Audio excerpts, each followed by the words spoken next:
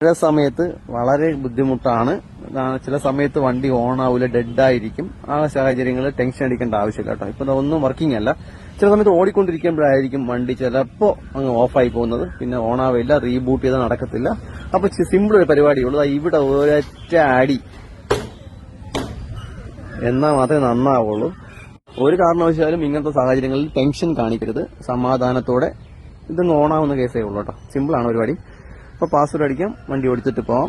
അപ്പൊ ഇത് വരാൻ മെയിൻ റീസൺ ഇതാണ്, സസ്പെൻഷന് മേലെ ഈ ഭാഗത്തായിട്ടാണ് കണക്ഷൻസ് വരുന്നത്. നമ്മുടെ റോഡിന്റെ അവസ്ഥ പരിതാപകരമാണ്, എല്ലാവർക്കും അറിയാം. അതിൽ കട്ടറിലൊക്കെ വീഴുന്ന സമയത്ത് ഇതിന്റെ ലൂസ് കോണ്ടാക്ട് ആണ് മെയിൻ ഇഷ്യൂ. അപ്പോ ഇത് പൊതുവെ ടച്ച് സ്ക്രീനുള്ള വണ്ടികൾക്കെല്ലാം ഇഷ്യൂ കാണിക്കുന്നുണ്ട്.